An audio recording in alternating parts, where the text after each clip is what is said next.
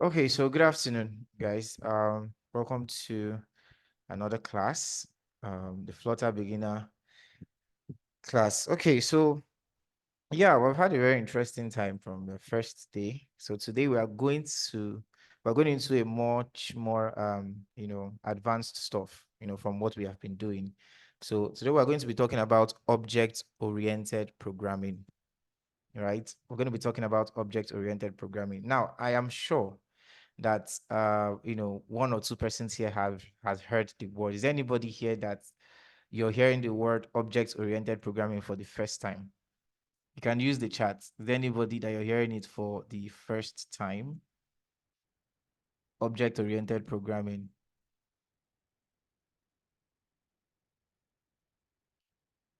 Anybody? Okay, so that means you're not hearing it for the first time. So is there anybody that can tell me what you think it is or what you know it is? Okay, it's Janet's first time. Okay. Is there anybody that wants to help out? What is object-oriented programming? Nobody. But you've heard it before now, or you've forgotten what it means. Okay, okay, so nobody. Oh yeah, no, that's fine. That's okay. That's fine.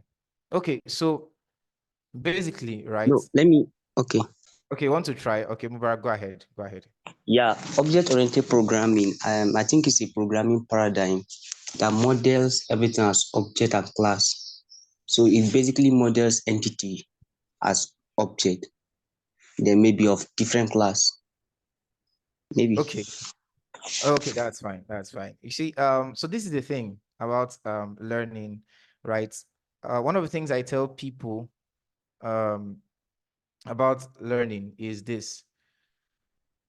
One of the things that will help you to understand certain things and concepts in whatever field is to, first of all, when you hear a word, try to ask yourself, what's the literal meaning of that word, right? What's the literal meaning? Just start with that first. If you can get the literal meaning of a word, right, you are on your way to understanding what that thing is all about, right? So we have three things here, three words: object, we have oriented, we have programming, right? So the first thing you would want to say is, what is an object? Now, there's a tech definition, there's a programming definition, there's a software definition, but assuming none of you are in tech right now, I need a quick response, right? Maybe on the chat, or you can just raise your hand. Assuming you're not in tech and you hear the word object, what comes to your mind? Anybody? Anybody? Anybody? Assuming you're not in tech, you hear the word object, someone says entity. Are you sure that word is not a big word? Any other person, what comes to your mind when you hear the word objects? Someone says material, someone says an item. Good, we're getting somewhere. Now, so a tangible item that can be held. Okay, good, that's fine. Now, let's use the word item. Okay. Now, can somebody give me an example just give me any example of any item. Just mention any item that you can call an object. A ball. Thank you very much. Let's use ball. No, let's use ball. Now, let's say we call ball an object. Okay, so looking at what a ball is, that particular ball you probably picked up and you're calling it an object. What are the characteristics of that? What makes that a ball, right? And then, is that the only way a ball must or should look like? These are questions you can ask yourself. And of course, the answer is that's not the only way. There are different kind of balls. There are the ones, the FIFA, for those of you that played football, there is FIFA, there's one they call bladder, right? This back here in Nigeria. If you're not in Nigeria, you may not know it. Back then when we were much younger, there's what we call felele. It's actually it's very light. When you shoot it, breeze will just carry the ball and just just go. Like, in fact, it can be very annoying playing that. It can be very, very funny. You can be so close to the goalpost that you shoot a direct shot, and because it doesn't have weight, breeze will just take it and go somewhere else, right? It can disgrace you as a footballer and disgrace the keeper also, because it will do like it's going somewhere, and then the keeper will probably want to go there and it will go somewhere else, right? Yeah, I'm seeing the chat. So nice. I have people that understand. Good. Okay, I'm not alone. If you don't understand, well, don't worry. Just enjoy it like that. Okay, so someone said a torn leather ball, a basketball. You understand? They are all balls, right? They are an object, but they have different representation. They have different looks, but they are what in the family of what a ball, right? But each of them now represents a kind of ball, right? They represent a kind of ball. So just take note of that. That will actually help you, right? In understanding what an object is. So now we know what an object is. Okay. So it's basically just a representation of what an actual, let me now bring the word entity here, an actual thing. Okay. We'll talk about what that thing is, but it's a representation, a kind of a thing. Now, the next word there is oriented. Oriented, you can also liken it to the word orientation, right? So what happens when you give someone an orientation? You're basically trying to, no, okay, let's have some discussions now. One of, like I said, I think I've said this before in my class, I try to make sure that I bring it down so that people understand, the basics. Okay, so that's because I saw some of the definitions you're giving. Those are Google definitions or textbook definitions and everything, but they do not explain it to the layman. Now, quickly, anybody can just raise your hand. What's orientation, right? Or rather, what's the purpose of orientation? Anybody? Let's be quick and engaging. Anybody, quickly? What is orientation and what is its purpose? Don't try to look for definition. I want you to just say it from the top of Daniel. Go ahead. Okay, orientation is like making you to make something that you've known before, then bringing it back to grassroots, to that, to train you all over again for you to be able to pick it up again and carry on. Okay. Something you knew before. Well, that works. Any other person? Someone said, okay, the chat. Okay, let me see. Blessing, go ahead. Blessing, go ahead. Orientation is like the makeup, the content that surrounds a particular topic.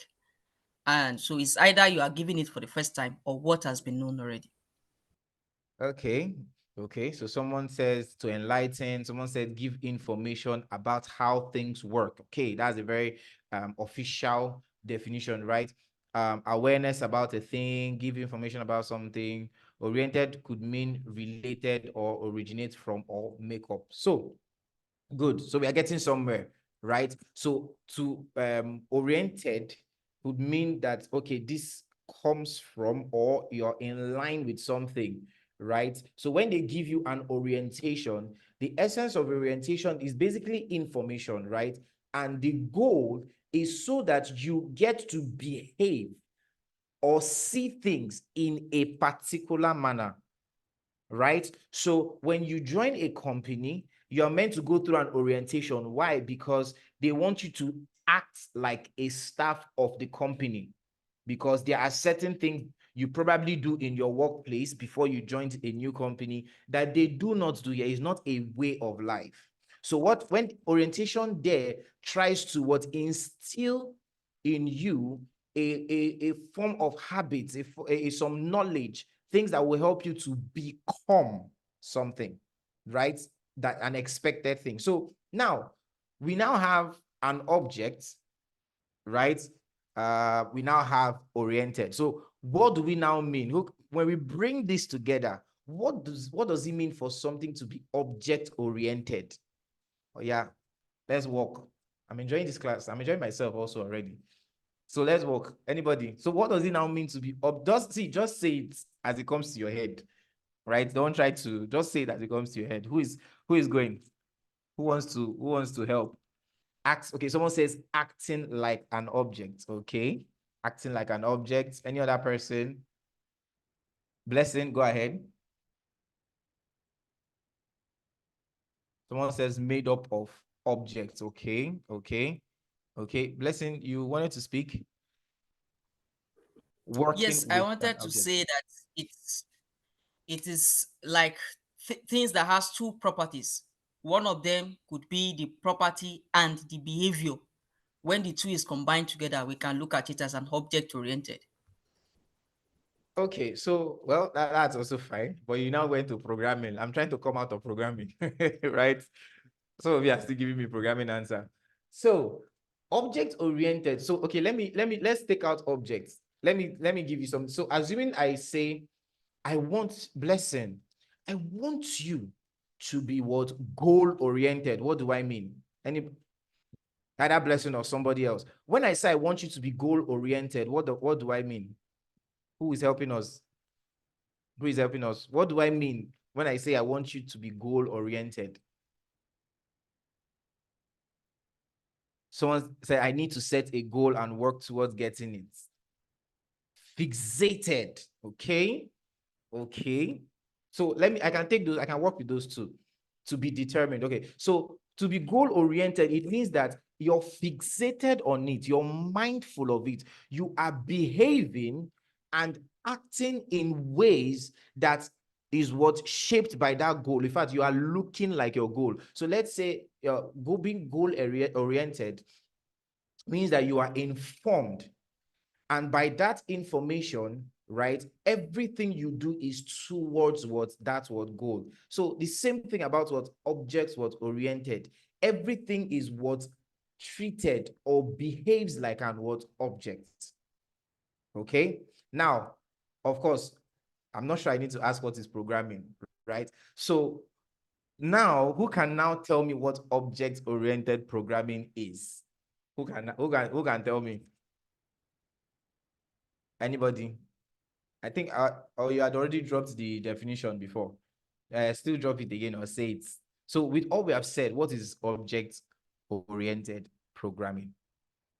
Mindful, if you're giving me definition, be mindful of the word programming. Anybody? Is there anybody? Is there anybody? It's not all about writing code though, or doing UI. Thinking is very important. Critical thinking is part of the skill you learn in KodeCamp. So programming is basically just what set of instructions, right? Process. A program is a set of instructions. So programming is more like the process of writing, instructions. So when we said object-oriented programming, it means that we are writing these set of instructions in an object way, right? In an object way. I'm just trying to give you an understanding, not definition. Online, there are definitions you can go and cram. That's fine. But I'm trying to make you understand what it is, right? So someone says writing computer instructions by treating problems as objects, working with different objects to perform a particular function. Okay, so from your online and computer definitions, so we say that OOP, which is object-oriented programming, is a programming paradigm that is a particular way, right, that revolves around the concepts of objects and classes. Basically, it's a way of designing and organizing your instructions to make it more efficient, reusable, and maintainable. Okay, so that being said, let's look at some concepts or the concepts in what object-oriented programming. So we are in week 3, right? So let me just create a folder quickly in my VS Code. So we are in week 3. So we're going to create a file. I'll just call it oop.dart. Okay, good. So let's look at some concepts, right? Now, one concept is what classes, and then we'll talk about objects. So, excuse me, we've talked about objects already. But let's now use the normal definitions that, of course, people use in the programming world. So we'll start with a class. So what's a class? A class is just a blueprint. That's just what a class is. And then an object is an instance of a class. So remember when we talked about ball, there are different kinds of balls, right? But all of them, they are still in the family of what? Balls. So baseball, basketball, they are all in the family of what? Balls, but some of them look different, some of them weigh differently, some of them are shaped differently, but they are all what? Balls, right? So that's basically the concept. Now, another way you can look at classes and objects is, for some of you, if you know, what's it called? Architectural design, let's say for a house, right? When you're doing a building plan. Okay, now I can give you a building plan. I can give two people a building plan to a house, right? And they will build two different things, still with that same building plan. So what happened? So the class is just a blueprint. That's just what it is. But the object is an instance of that class, meaning that the object takes from the class and what behaves in a certain way. So that's why you may have just one building plan, but you see two different kinds of houses with different colors, different number of rooms, different shapes, different kind of windows. You understand? So a class is just a blueprint for creating what objects. Now, two things that classes have are what we call attributes and methods. So your class defines the attributes and the methods that the object is going to take from. So for the ball, for example, an attribute of a ball is that a ball must have a color. That's an attribute. It must have a color. So when you want to create your own, you can decide to give it blue. Somebody else can decide to give it yellow. Someone else can decide to give it what? Red. That's an attribute, right? A class can have a method, right? A typical example is, what's it called? A person, right? A person, a human being. A human being has attributes: nose, eyes, mouth, teeth, all these things, right? But our eyes are different. The shape of our nose is different, right? Everything is different. Now, methods are behaviors, right? So methods could be like, okay, can sing. Can sing is a method, is a function, right? Now, in as much as everybody has that function, as far as you have a voice, you can sing. You have an attribute, it's esophagus, whatever, what they call it, is it bronchi or trachea, all those things, throat. Everybody has it, it's an attribute.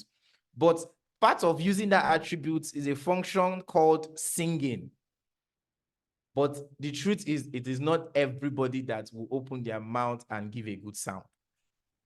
Some will sing mysteries, some will sing melodies. So that's what methods, right? So the objects, so classes just defines the attributes and methods that the objects will have. Then the object now creates an instance of that class, meaning that it is just a specific entity that has its own data and can use the method in the what class. So let's bring this into code now. How do you create a class? How do you define a class? So you basically just define it using the keyword class and then the name of the class. So let's say I want to have a class called car. I'll just give it a name. And then the next thing is I'll use a curly brace. Now, inside of this curly brace, I'm going to now have what we call, I'm going to create the attributes, right? Now, somebody should tell me, I need 3 attributes of a car. I need 3 attributes of a car. Yes, go ahead. Color. Color, good. Now, stay there.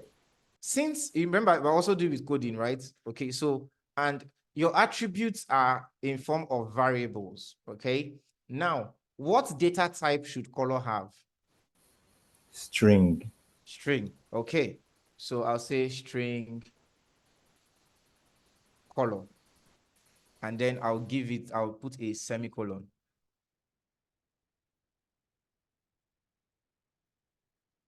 Now, another one, someone says type, okay, let me use type. Instead of type, if you look at we can use the word model now. I think it's a bit more relatable, right? Any other one? What am I seeing on the chat? Wheel. Okay, interesting. You wanted to say something? You want to give your own? Sorry? Sorry, I didn't get that. Don't worry now. Let's just move on. Okay, Don't worry. Okay, name. Okay, good. Okay, name. So name is also a string. Okay. Why are we just going with strings? Okay, so let's add one that is an integer, like the year. Remember, every car has a year that it came out, right? Every car. Now, but we're already having errors here. Like we are not even done, and our code is shouting. So what is it saying here? It says non-nullable instance field color must be what initialized. What it's saying here is this. Yeah, I remember I was supposed to talk about null. Wow. Okay. I know I explained it a bit though, but I'll still find time. I'll try to remember to touch that. But basically, I talked about null. I remember I actually mentioned it a bit. Yeah, I remember mentioning it a bit. So when it says non-nullable instance, it means that this cannot be a null, meaning that it must have a value, right? And because it must have a value, you have to give it the value. Remember, we talked about declaration of a variable and initialization. So it's telling you that you must initialize. It means that don't just create a variable that is holding nothing for me. No, give it something. Okay? But we don't want to give it something at this point, right? So that will now take us to creating what we call a constructor. So you can see here, it says try adding an initializer expression, meaning that basically what he's saying is, okay, for example, this color, give it something. So you can see the moment I give it a string, that error is out. That is what the try is telling us, try adding an initialization. Or, let me take this out. What other option? Or a generative constructor that will initialize it. Okay, or it's also telling you can mark it late. Now there's a keyword called late, right? Late means that, okay, hey, this is what late means. Late means that you're telling the computer, you know what, please just create this variable for me. I know I don't have anything to put it now, but I promise you that before I call this variable, before I ever want to use it, I will put something in it. That's what late does. That's basically what the late is doing, right? It's promising that, look, before I will ever call this variable or use it, I will, use it. What I'll initialize it. I'll give it something. But we don't want to use late, right? We don't want to use late. So what are we going to do? We're going to create a generative constructor, right? We're going to create a constructor, and I'll explain basically what a constructor does. But this is how you create a constructor. First of all, a constructor takes the same name as the class.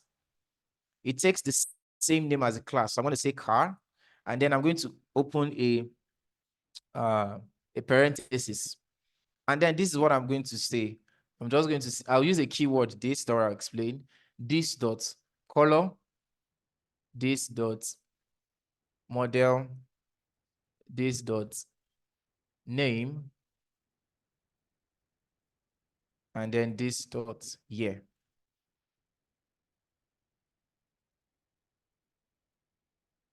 Okay. And then, sorry, I think, yeah, they will now add, yeah, just close this out. So what have we done? We have basically just here, we have basically just what created a constructor. That's basically what we have done. Now, the question now that you might be asking or wondering is, what is this constructor? Right? What is a constructor? Has anybody heard of a constructor before? Yes. Okay, so can you explain? Can you tell us what do you think a constructor is? Okay, I think A constructor, we are just basically trying to create a memory location for our object. So I think that's it. Or maybe initialize the object. Yes. Okay. Harry. Okay, I think what we're trying, since we cannot just define the attribute without actually initializing it, the reason for the constructor is so that when you're calling it, you will be able to pass something into those attributes, thereby initializing it. That's what I think. Okay, so what you basically just said is, like you said, is the reason for that. But okay, so basically, right, what a constructor is actually just a method. But people like to use the word special method, which is fine. But let me use it. It's a special method in a class that is automatically called when an object of the class is created. Okay, is a method in a class that is automatically called when an object of the class is created. So think of it like so when assuming you want to create a ball right now, remember, okay, let's use our our car. If for some reason right now, any of you on this call, if for some reason you want to build a car, right? One of the things you will draw automatically, the moment you decide to want to create a car, you are calling the constructor of what a car. What does that mean? It means that anything that is defined, any property, right, or method that is defined in that class, right, you now have access towards it. So in creating an object, you are now initializing that object with the necessary data. So the moment you said you want to create a car, by default, you have initialized what color, because your car must have a color. Your car must have a model. It must have a name and it must have a year. So the moment you want to create an instance, which I will show you, you now have to pass in this the color, the model, and this, you have to pass it in. And I'll show you that when you pass it in, it means you're now creating an object. So a constructor is actually called automatically when an object of a class is created. Okay. So let me break this down. So this is a constructor call, right? First of all, a constructor takes the name of the class. Now, the parameters that we're passing here, you can call them parameters or variables that are arguments, but parameters is better, that we are passing in here, right? They are instance, they are what we call, they are the parameters, right? But in this case, where you have this dot color, they are what we call instance variables. Instance variables is still the same thing as properties, right? It's still the same thing. But the only thing that you're seeing here that is new is this keyword, this. So this keyword, right, is basically used in that to refer to the current instance of that class, right? To refer to the word current instance. So it means that when you're giving a color, it is the instance you create that will take that color, not another one. So let's just put this into practice. We need to see it for it to make much sense. But before then, remember, we've created properties. And another thing we said is that a class can have a method. So let's create a method. So this is a method. This is a constructor, right? Now, how do we create a method? The same way you create a function, right? So function method, so void, do not want the function to return anything, right? So I'm going to say start engine. This is a function, and the only thing this function does for now is to print something. I'll just engine started.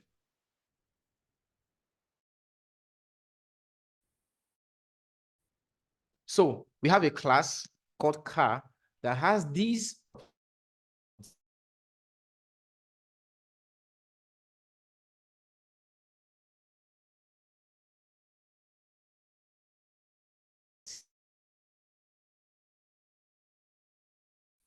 So the moment you decide to start building a car, you're already initializing, the constructor. Okay. So now you have access to everything. So this is how you now create an object. So I'm going to create a main function so that we can run stuff and see it. So how do you create? So you create an object just like the way you create a variable, right? Just the same way you create a variable. So I'm going to just say var my car, right? And then I'm going to use the assignment operator, and then I'm going to call. Now, you're not calling the class, you're calling the what constructor. Okay, yes, it's the class, but what is actually being called is this young man, the constructor. And as remember, I said this one is used to what assigned to that particular what instance. So whatever I put here belongs to what my own car. So let's say in my own car, I want it to be brown. I want the model to be 2023. I want the name to be, oh, the car I love so much, Venza. And I want the year. The year is integer. So what did I, okay, let's say 2023. I think model can be, I don't really know cars that much. I just know I like Venza. That's just the only thing. I don't know the models of Venza. So let me just say Venza 2.0. Right? So what have I done here? I've now created an object called my car, and I have given it this variable, these parameters. So it means that my car now is now brown. It's a Venza 2.0, a Venza, and it is the year is what 2023 model, right?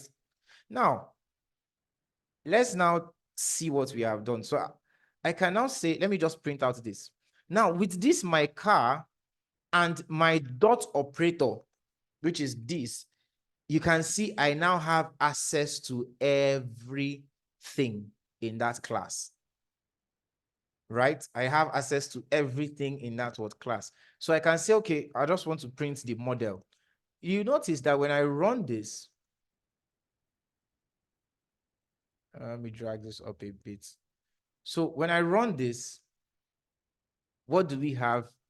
We have Venza was 2.0 because this is an instance variable, right? Whatever property we pass in here belongs to this instance. When we talk about instance, is the same thing as objects. Okay, I can use them interchangeably. Okay, so now not just this, the object now. Because I created an object, I also have access to the method called what? Start engine. You can see that, right? So I can't do print this again because this one already prints something and this doesn't return anything. This function doesn't return anything. So I'll just say my car dot start engine. So I use this object to now have access to to the method in that class. And then when I run it, you can see engine was started. So that's the concept of classes, right? So think of it this way. Let's assume you're employed by KodeCamp or CodeHouse, rather. Let's say CodeHouse employs you and you're a staff of CodeHouse. Being a staff of CodeHouse means you embody what CodeHouse. You carry the identity of CodeHouse. And basically what that means is that you're an instance of CodeHouse. You see, that's why you notice when I talk sometimes, I tell you, you guys are a reflection of CodeCamp. We want to drill you so that when you go out there, you present well. Why? You are an instance of what CodeCamp. So assuming you're a staff of CodeHouse, let's say there's an event somewhere and they want CodeHouse to be in that event. Now, you and I know that CodeHouse is not a living thing, right? CodeHouse is not a living thing. It is the people Codehouse has a structure, it has a mission, it has a vision, probably the founder and all those stuff. Now, if for some reason the founder can't go, Codehouse can send you to represent them in that event. Now, what does that mean? Them sending you means that you have access to information that about Codehouse that you can share with the public. You have what access, and the access is because you are a staff of Codehouse. You are an instance of what Codehouse. You are an object. There are other people in that. There are other staff members, right? But there's a staff member that was sent to a particular event. There's another staff member that was sent to somewhere else. Why? Because of the way that what each instance and object behaves. There's a particular person you will not send to. There's a particular person you can send to. Okay, you know what? Go and represent us in a meetup. But there's a particular person you will send, a different kind of person that you probably send. Okay, look, Codehouse is actually being expected to appear in the government house. It's not anybody you send. You look for an instance of Codehouse, someone who embodies more. It's still, they're all Codehouse staff, right? They're all Codehouse staff. All of them know vision, mission, and everything, right? But there's just one person who embodies more, who is an object that understands this thing, but he uses it in a much better way, right? That person will be called. And when he goes there, he has access to information. He can call things, he can say things. He can probably even make demands why he has access. Okay, that is just the same thing. That's just, like a real life scenario of classes and objects. So are there any questions before we move on?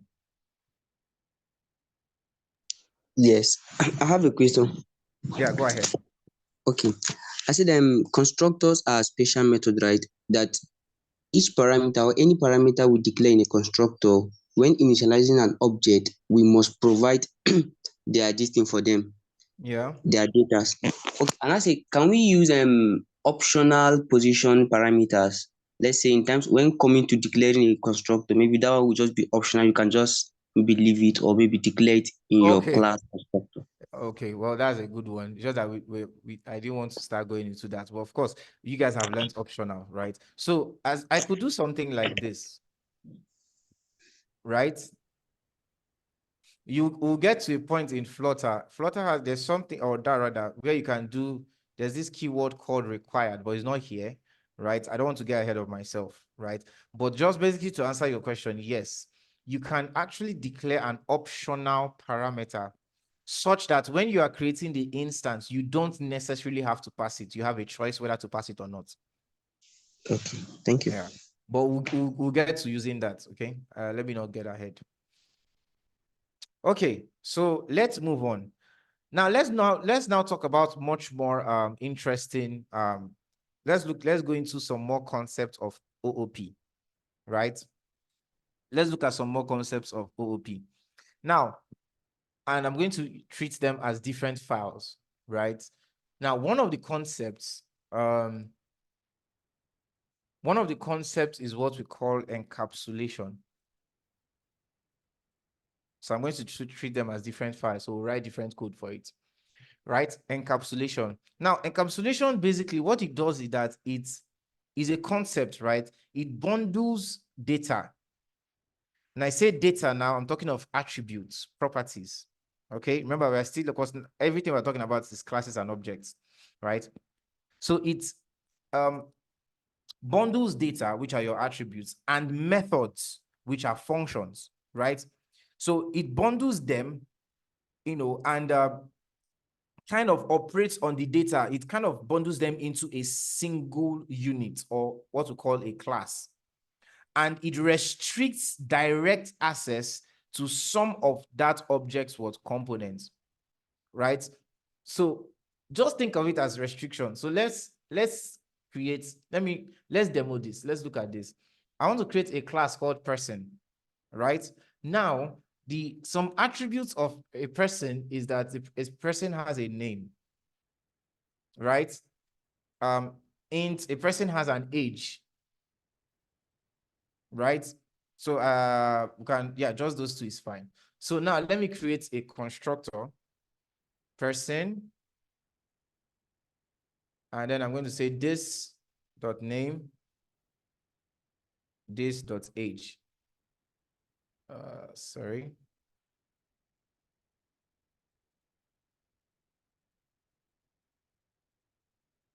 Okay, so I've just created our constructor, right? This is, so let me just show you.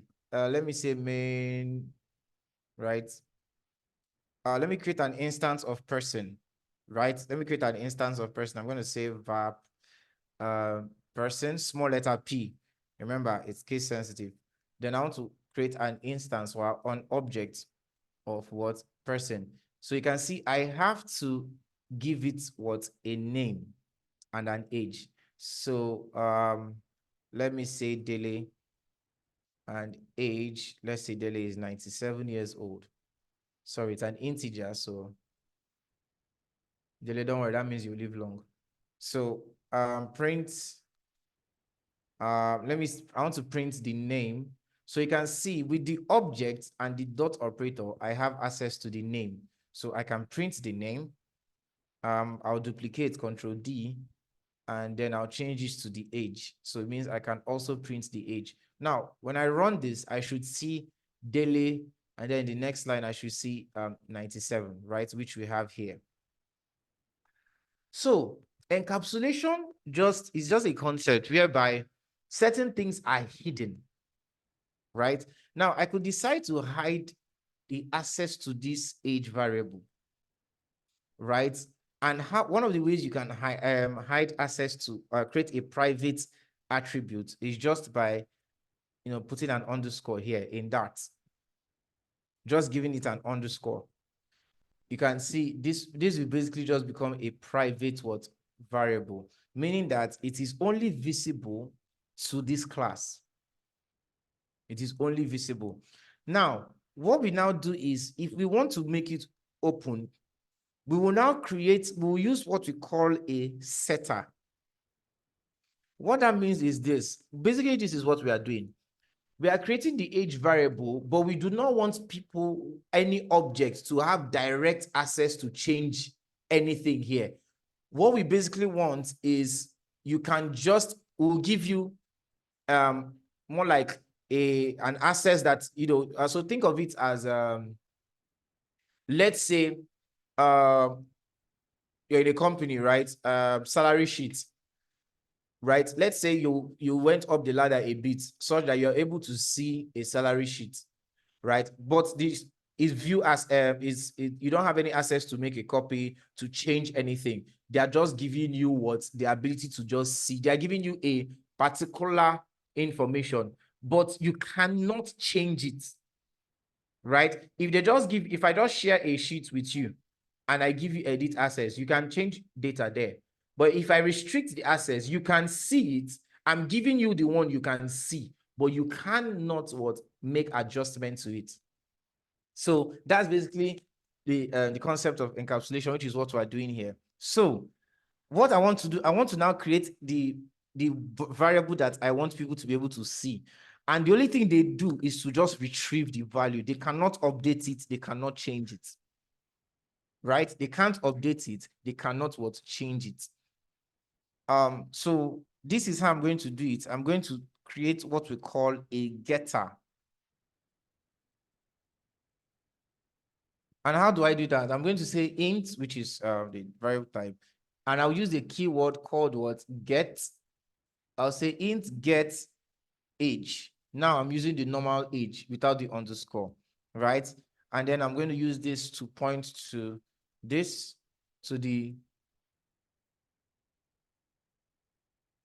so basically, what am I doing here?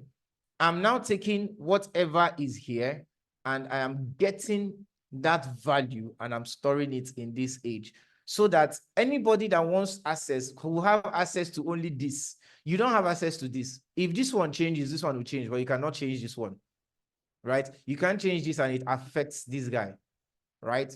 So that's what we call it. That's a getter function. We also have what we call a setter. That's if you actually want to make an adjustment. So we use the keyword set, and then I'll still use age. Now the setter is actually a function, so and it takes a parameter called age, which could be anything, it's just a parameter. And then I'll just do a check. If age, let's say, is greater than 0, we have done all this. Then if age is greater than 0, let this guy now be what? Age. Right? Else, if that's not true, let's just print age must be a positive number. Okay, so this is what a setter. What this setter does, this setter is a way to update this variable. Right? The setter is a way to update this variable. The getter is a way to get the value in this variable, this private variable. So now you can see that this still runs well, right? This still runs well. We still see daily and 97. But what if I try to, and what I am getting here, I have access to what this age, because this is public. But notice that when I do dots, right? Okay, because we have a setter, I can actually access this, right?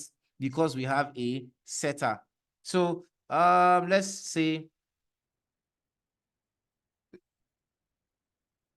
before printing, what if I say we already have 97? What if I say person dot age equals let's say -2, and then let me print person dot age. Just watch this. Let's see what this does. Right? So you can see it gives us what? -2. Right? Now let's print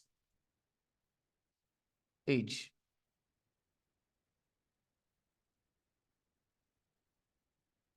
And it gives us -2. So we have a setter, right? We have a setter, so we are able to set that as kind of use that to update the age variable, right? Okay, so that's actually for encapsulation.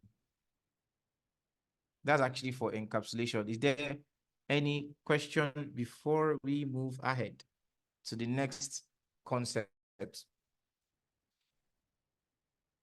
Okay, go ahead. Okay, but I thought that if we are to set an age that's below 0, we're supposed to get something saying, a statement saying age must be a positive number printed. Sorry, can you take that again? Okay, I thought from the setter we put there, like if we were to set an age that is below 0, I thought we're supposed to get a print statement saying age must be a positive number. Good, thank you very much. Now, I was speaking to the trainers yesterday. One of the things I told them is this: learn to bring out bugs, learn to spoil something, and let's see if your people are following. One of the things that if they have ever told you while you're learning, right, is this: don't be scared of bugs or something not working. It is fine and it is okay, right? Very important. Let me put that out there. It's fine to see bugs does not mean you're weak. It does not mean you don't know anything. It's an opportunity to actually grow. Okay. So now this was intentional, right? So Harry, it's Harry, right? Yes, sorry. Okay, good. Why do you think we have access to this? Why do you think? First of all, what's it called? Our setter method, like you rightly said, it checks if the value that is passed is, passed in is greater than 0. If it's not, it should print this, right? But we passed this guy. Okay. And what happened is that it is not greater than this. It doesn't print age must be a positive number. Why do you think that is? Oh, I think it's because we didn't call the setter the method. Are you sure? Okay. Does anybody else, Mubarak, do you want to try? Yes. Okay. Okay. Under the if block, we are not adding the content of the new age to the private age. So we are just adding the content direct, as in assigning, not adding. I'm supposed to have plus equal to then. Okay. Sorry.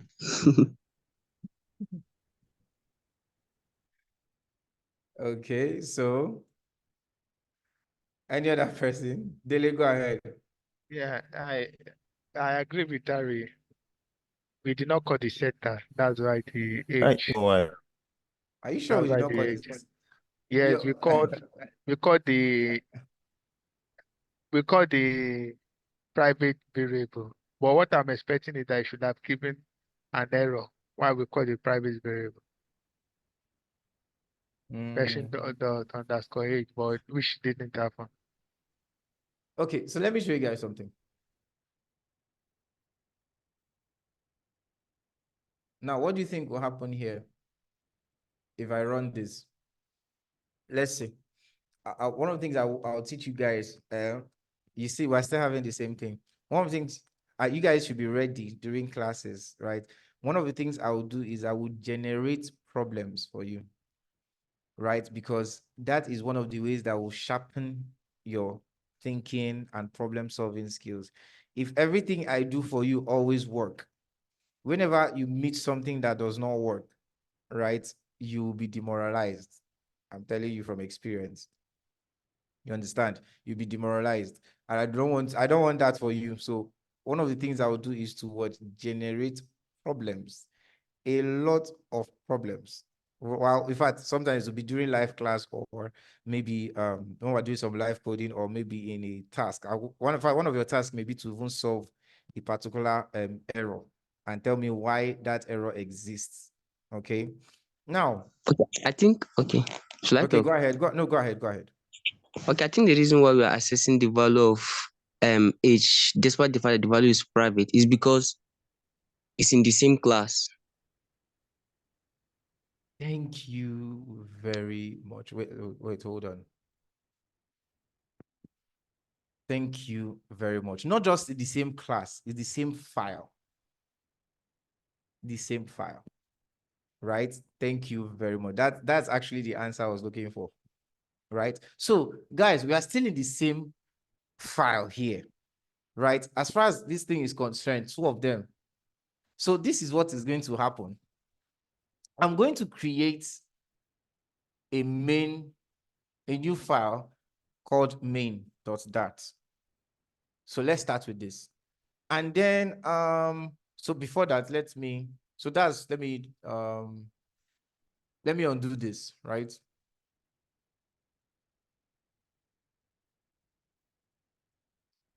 Okay, so here let me take this code that is here now.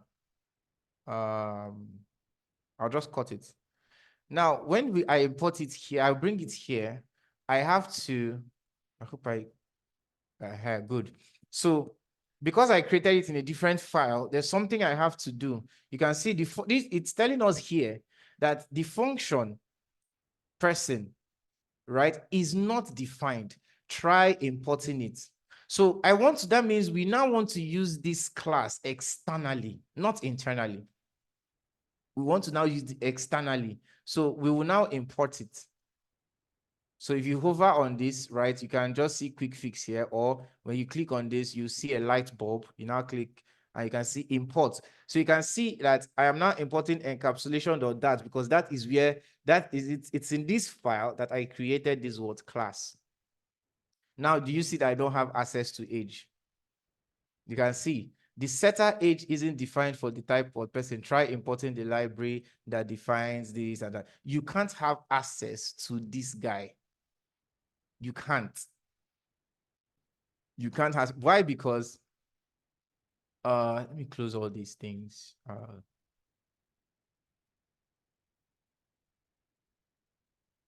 Okay, okay. So why is that? When we declared this, it's a using this underscore, it became a private what variable, a private parameter. It is not accessible, right?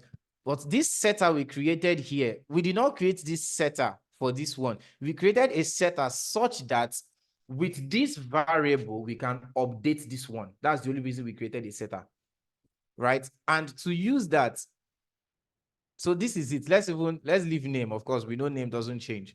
So let's start by printing person.age. So when I run this, what am I going to have?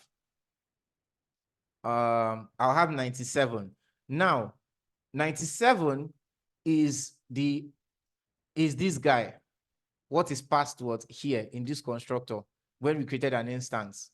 Okay, so it is going to be this, which gets into this age, and that's what we are assessing. But now let's see, can we make an update? Can I say, okay, after this, I want to now say print, sorry, not print. I want to say person.age. I now want to say -2. So I want to change, of course, you know, I can't see this guy, right? So I want to update it because, and then let's print, sorry, what's proud? Person.age.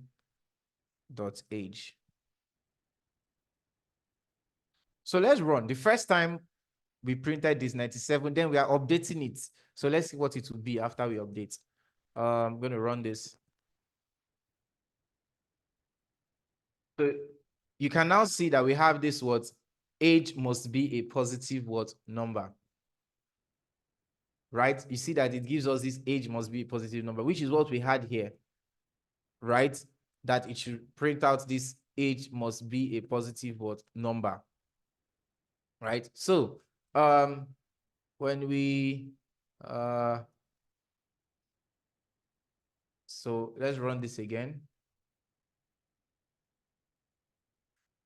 So you can see we have the first time 97 and now this is 2. So that's actually that. So Mubarak, you want to answer that, right? Yeah, good one.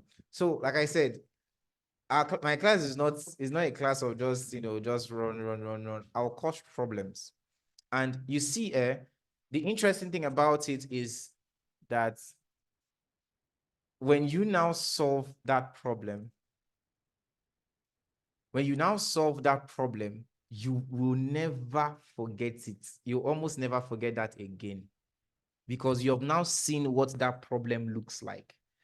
So wherever that problem comes up again, this is where experience comes in. Experience is not age. Experience is what you have dealt with. That's experience, what you have dealt with. So now that you've dealt with something like this, whenever you see it, it will not hold you down again. Okay, so whenever you join our class, my class, please brace up. Be ready to you know, engage your mind, engage everything, and you know, right. So let's move on. Yeah, let's move on. So the next concept we are going to talk about is inheritance. The net of OOP, principles, some people say concepts. Inheritance. Now, the word inheritance is, I think, is self-explanatory, right? It's actually self-explanatory. I don't think I need to start explaining what it is. Like the literal meaning. Remember, I always talk about literal meaning, right? So let's say someone passed on, right, and then hands over some an estate or whatever to you. When you inherit it, means that it is now your own, right? And you have access to everything. So, and control, not just access, of course, access and the control. So in OOP, inheritance basically allows a class to inherit the attributes and methods from another class. Okay, so it allows a class to inherit the attributes and methods from another class. So the class that inherits, the one that does the inheriting, is called a subclass. while the one that is being inherited is called the super class. Like that's just, it's as simple as that, right? So let's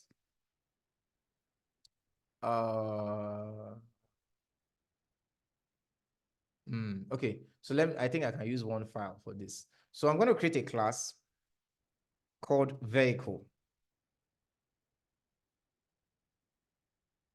Okay, vehicle. Now, every vehicle has a make.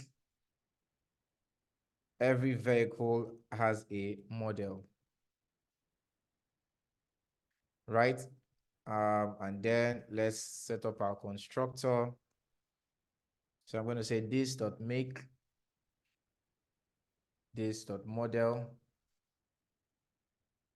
Now I want to give it a function called start engine, just like we had.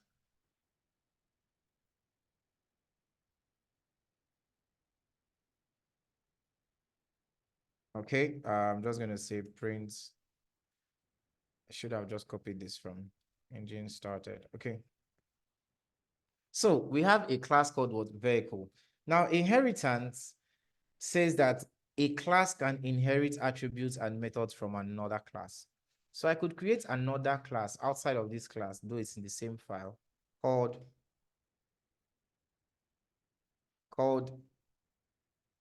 car.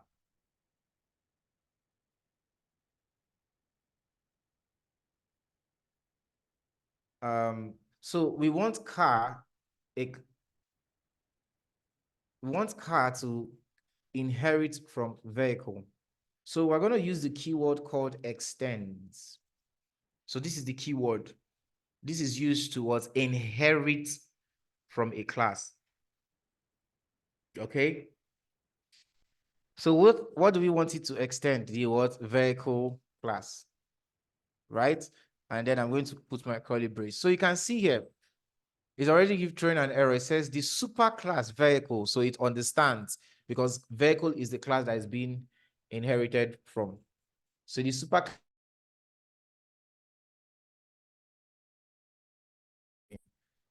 second. I think I had the power outage. Just a second. Let me fix this.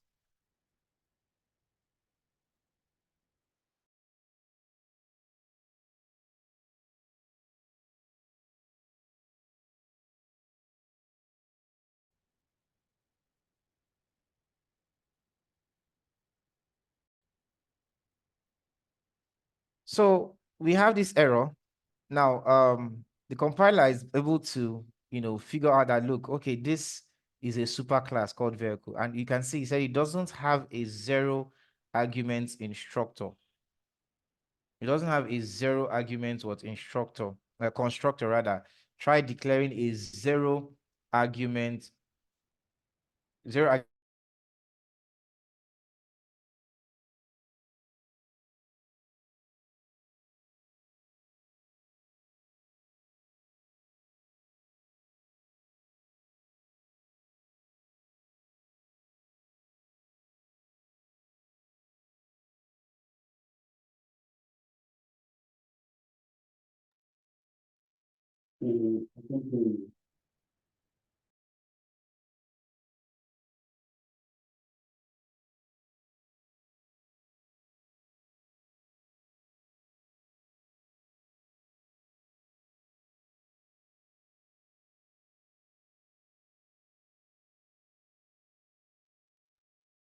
Okay, yeah, sorry about that. My network kicked me out. Okay, so please confirm you can still hear me. Someone please confirm you can still hear me. You're audible, sir. Okay, thank you. Thank you very much. So what we're going to do, we are going to create, remember, we're just extending this, but we need to create our own constructor, right? Now you can actually do this basically, and it's actually very simple. So what this means now, it's now creating a constructor that is based off of the vehicle class, and VS Code will actually just do that automatically for you. The super there means the super class, right? It means the super class. Now, Of course, since this is extending the vehicle, it can still have it. This class can still have its own what, you know, property, right? It can have its own property. So what will I do? I'll just say, so there are two ways. We can either do this, right? This actually works. Or if you don't want to use the whole, you can decide that, okay, this car should have its own constructor. I want it to have its own what constructor. So how I'll do that is I'll just say car string make string model, right? And then I'll just add in the year that I just added, right? And then I'll use a colon and just then call super and then make model. This is also another way of doing it. So why I did this is such that when I'm creating an instance of my own class called car, I'm going to pass in, this pass in these properties, right? And it will just inherit from this. Now, my own car class, I want it to have its own method called void, let's say hung. Vehicle class has its own. Mine, this car class has its own. So I'll say print,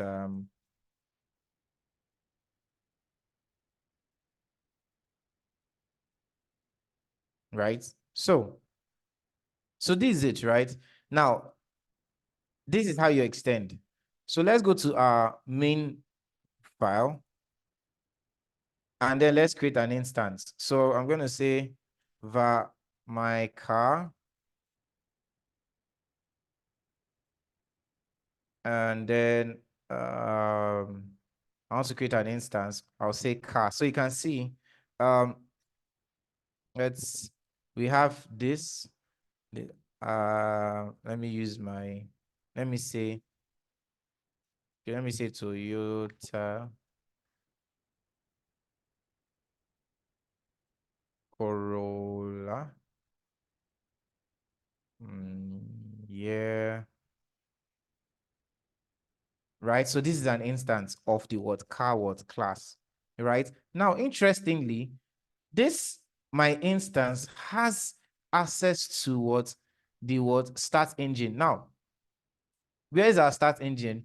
Remember, our start engine is in the vehicle method. But because this car class is extending, when an object is created, it also has access to the method in the super class, right? As much as it also has access to its own hidden method, its own method, which is the hung. So when we run this, we should have engine started and then hung, which we have. So is there any question before we continue?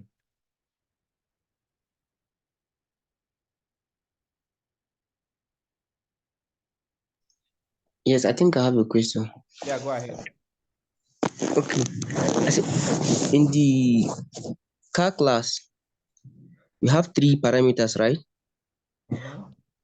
Yes. And I'm not saying if, let's assume we create an instance of vehicle and we pass the make and model. Then coming down to car class, since we have 3 parameters, can we just try to avoid the, as in creating another parameters, just inherit those ones from the vehicle class direct? Now, the thing is, you're already inheriting from the vehicle.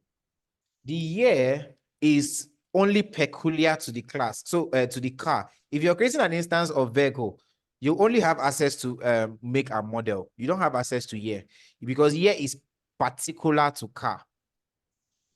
I don't know if you get. Yes, but what I'm saying is, can we create a vehicle class right now, then pass make and model, then We coming just down since did now. We have a vehicle class that has make a model again, so we can't create another one. okay. Are you with me? We have a class here. I'm sure you can see my screen. We have a vehicle class. This is it. Takes make and model. Our car class is what is extending the vehicle class. Yes. So I'm saying instance of vehicle. okay. Now you're okay. So now to create an instance of vehicle, so let me say my vehicle, I'll use my VH, and then I'll call what vehicle. And because these are the only two things that are expected, that's the only thing. These are the only two things. I will just leave it like that. Make model. This is the instance. Print my v dots. You can see it's only make and model. Now, though the object itself has access to the stats engine, but that's all, because these are the only things that is peculiar to the vehicle class. It's just like Okay. with the normal class we created that has objects, but the car class extends the vehicle class. It's inheriting from it, so it has everything. When you create an object of the car class, because the car class is inheriting from the vehicle, it will have everything the car class, their objects will have everything the car class has, and also the things that the vehicle class. So think of it like when I used Codehouse as an example. So assuming okay, so think of it as like banks and their branches. So you have a bank which is like the main branch, you understand, but you have some other branches. So UBA is the class, right? Is the main class. All the branch, that main branch is the main one. You have some other small branches everywhere. They are just instances. They're a reflection of the same guy, right? But you notice you can come to a particular UBA branch, right? And see, every branch has its peculiarities, which is also affected by demography, the demographics of the place. The way banks, a bank will probably work in a village is different from the way to work in a city. You understand? Yeah. That's good. The setup, the building, the reception, the AC, everything, right? So Yeah. if you go to the small branch, there is something that is peculiar to that branch. You have access to it. But at the same time, based on transactions, that small bank still has access to the main one. In as much as it has certain things that is peculiar to it, it is still, there is no branch of UBA that will say, no, we are on our own. No, we are the which place we are use? We are the Abia State branch of UBA. So no, we don't need to inherit anything from the main branch. No, we are standalone. You can't do that. Yes, understood. Good. So I don't know if that's clear. Yeah. Okay. Harry, go ahead. Okay, so what I want to see, because for my own question, is in line with what so I don't know, I forgot his name, the previous Go ahead. Don't speaker. worry. Just go ahead. Yeah, I want you to, like, from this card, because I know it's inherited the attributes of vehicle, but I want you to call, like for example, now the vehicle, the variable this does make in the make a model in constructor, you have already assigned them in the main function. So I want you to like call it from a car. I don't know how to explain. Like once you initialize, Is this once you what create you an want instance to? of car. Hold on. Is this what you're saying? I think I have an idea. Are you saying something like this dot make? Yes. Yeah. Yes, you can. So see here, you see what this code does basically. We have a superclass that has these two properties, right? Because you are extending, I am also passing these same properties here so that when I'm creating, right, I want to make sure that when I'm creating an instance of this vehicle, I must make sure that these two things are there. That is why I'm passing it here also, right? And it is still part of this. So it's more like it's still inheriting. So this guy is this guy. This guy is this guy. So whatever you're putting in, so just think of it. So when you create an account in the other bank, right, in a particular branch, at the same time, it is still, that record is still moved down to the main branch. Okay, I don't know if Yes, that I helps you. understand now. I understand Okay. now. Yes. Okay. Thank you. Okay, good. So So that's inheritance, right? That's inheritance. How much can we do? Okay. We have just 20 something minutes. Okay, so let's do another one. So another concept, right? I'll be a bit fast, but just please, I'll try to explain as possible. There's another class by 3. So the next one we'll talk about is polymorphism, right? Polymorphism. So basically what polymorphism is, it basically allows methods to do different things based on the object that it is acting upon, right? Even if they have the same name, right? But they can do things differently. Okay, so and we actually achieve this by doing what we call method overriding and method overloading. Like you override a method, meaning that if you watch foreign movies, to override something basically means there's something there, but you want to bypass it and do it in a different way. So let's look at an example, right? I'm going to have a class called animal. And it has just one method called speak, because of course all animals speaks. And I'll just say print animal sound, right? Now I want to create another class. So we call this the base class. And then the one that is going to extend is called the derived class.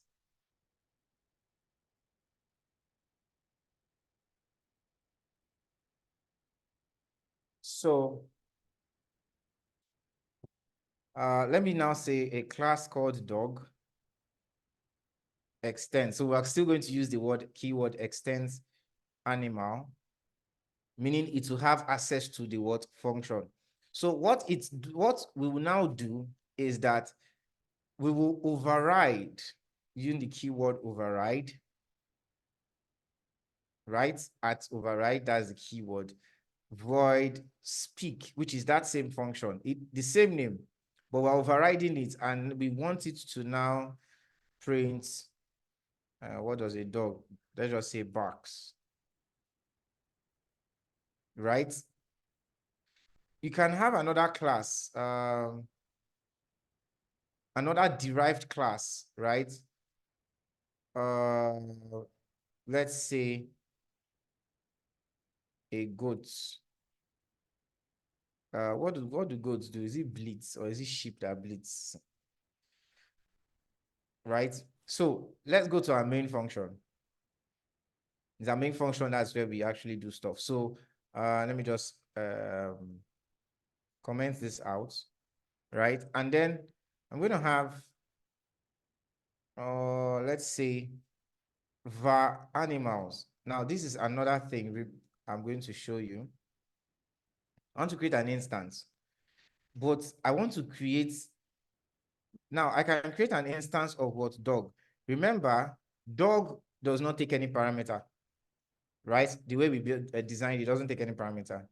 But the interesting thing here I want to show you is that I can create a variable that will hold two, more like you're creating kind of like two instance stuff. Okay, so this is what I mean. Remember lists, right? I hope you remember your lists. What did I use? Goats. Now, if I hover on this, you can see that I have a list of these are objects. Remember, the moment you create a constructor is called when immediately you create an object. So what I just have in this variable animals are lists of animals. You can see it here, lists of animals. So I'm going to use a for loop. I've done this. I can just say for the animal in animals. I'll now use that to call the word speak. Like that's basically that. So you can see back and then what bleeds. So what happens here is that the dog overrides this function and what gives its own sound. The goat overrides and gives its own what sound. Right? Already there's a function called speak, but it overrode it. It did it in its own what way. That's basically just polymorphism, right? I'm going to try to run a bit. Okay, so okay, I think this is the last one. The last principle of OOP we're going to look at is abstraction. So let me create that. Abstraction. So abstraction basically is a concept of hiding complex implementation details and showing only the essential features of an object, right? So it basically just simplifies interaction between the object, interaction with the object, right? By just giving you a clear and simplified interface. This is a typical example of abstraction. For those of you that drive or you actually know what it means to drive, when you get into a car, you put on your key. If you're using the key, you insert the key, you turn, the car starts. Do you know the process it takes to start that car? No. What you just know is take key, slot in, turn, you get the sound, car, you engage and you move. You don't know the inner workings of what makes that car to actually what starts. That's abstraction, right? That's what abstraction. So let's do a quick example. I'm going to create a class. I'm still going to use a car class. So let me just okay, let me use vehicle. Right, so I don't permit me to just copy and paste stuff, right? So make a model, right? And then this. So now in the other time we did this, but remember we talked about a private variable, right? I can decide to just make this function private by using an underscore, right? So it becomes a what? Private variable, right? So let me just print. So when you start the engine, what happens? Car started. Let me just say car started, right? So let's yeah, that's it. Let me just run through the code. Now, if I want to, let's create an instance of the vehicle.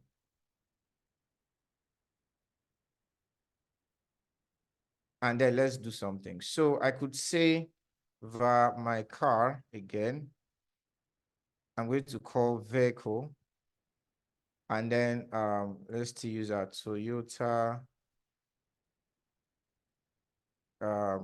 Let's say, let me not gonna share my life. I don't really know cars actually. So I'll just say my car dot. So you can see that I have access to make model. I also have access to start engine, right? I have access to start engine. So let's now implement, what's it called? Okay, so it's pointing to this class. Okay, well, this is the reason why. You see, vehicle, it's calling the wrong class, right? So it's importing the wrong file. So the one we want to import is abstraction, that of abstraction. So you can see we shouldn't have access to start engine. That's because because we made it private, right? We made it what? Private. So yeah, let's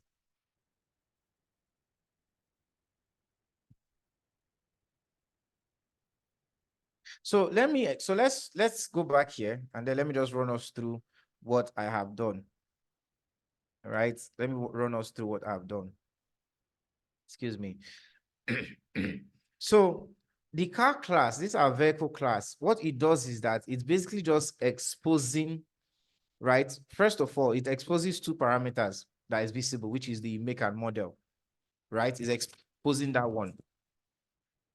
And, so it has this method that is not visible. Now I can create a method called start, such that start is going to, so let me take this up because, code runs up from top to bottom. Let me just put it here. So I want to create a function called start. And what this function is going to do is to call the start engine. And then I'll print car is in motion. Let me use a different print statement. So here I can now say my car.start.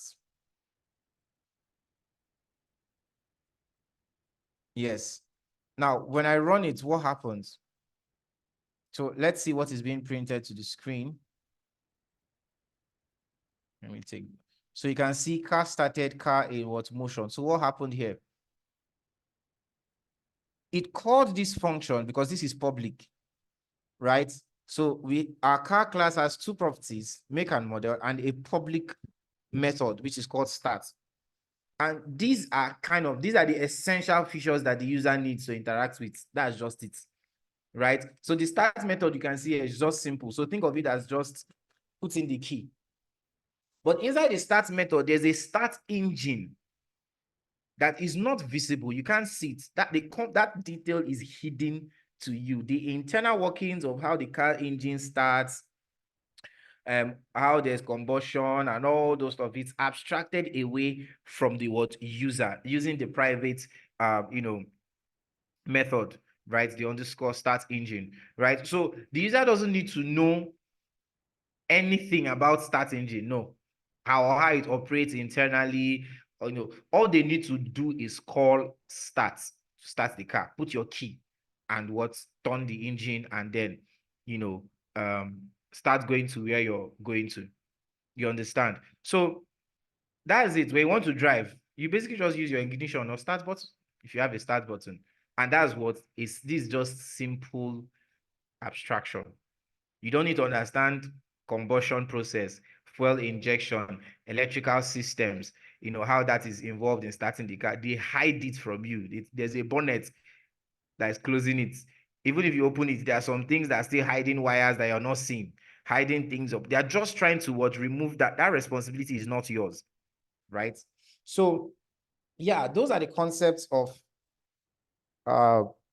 object-oriented programming, right? Yeah, and this is where we're going to round up. So we're actually, I think I would say about 90% done with OOP, if I'm not mistaken, if not all, because remember I'm not teaching full software programming stuff. Remember, we're learning a language. I'm trying to learn certain things with respect to that. So it's not like I can sit down and start. There are still other things about OOP, right? Generics and the likes, but some of these things are a bit more advanced concepts, right? And you don't need to know them for now.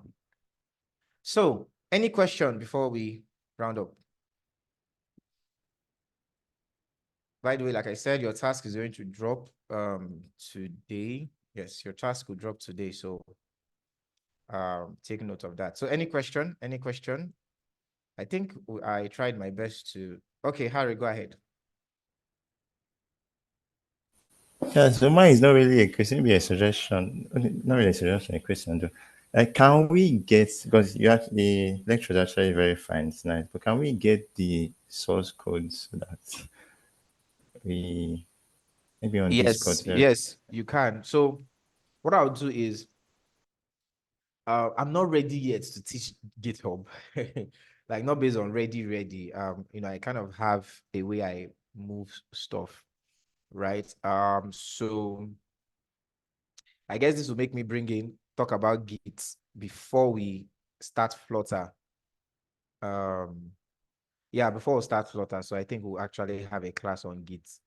So that when we start creating stuff, we can, we'll learn the concept of branches and all those stuff so that everything we do will be on a different branch and use that to master. Okay.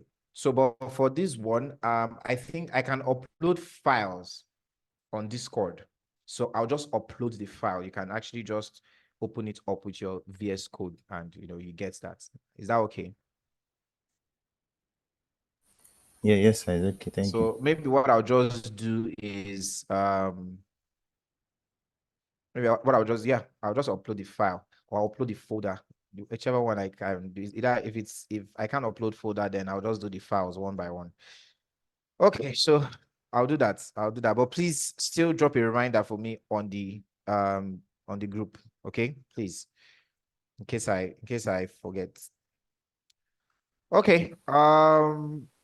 Yeah. So guys, thank you very much. I hope this class was interesting and explanatory enough. Emmanuel, how far? How are you doing?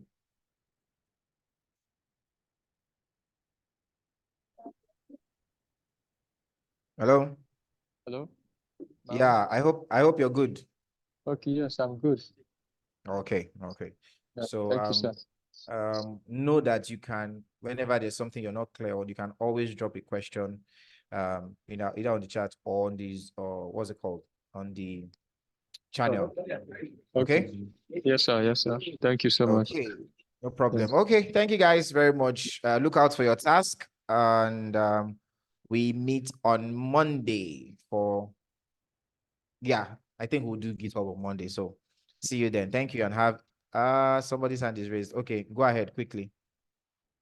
Okay, good afternoon. Thank you for Yes. the lecture. Please, how many times a week do we have a class? Are Because you it on the seems yes, I'm seems on the what? Discord. It seems like it's not stable. It's Because stable. initially it was supposed to be Tuesday and Thursday. Okay. No. It's never been Tuesday and Thursday. It's Monday and Thursday. Okay. Yeah, Monday and Thursday, 1 p.m. The Monday class didn't hold because of some stuff, but it's Monday and Thursday, and it's not shaky. That's the time. Okay. Yeah. Okay. Thank you very much. Okay. Okay, so guys, thank you very much. All the best. Let's have a productive day. Your day has not ended in tech. Day does we do morning to morning. So good luck, everyone. Bye. Thank you.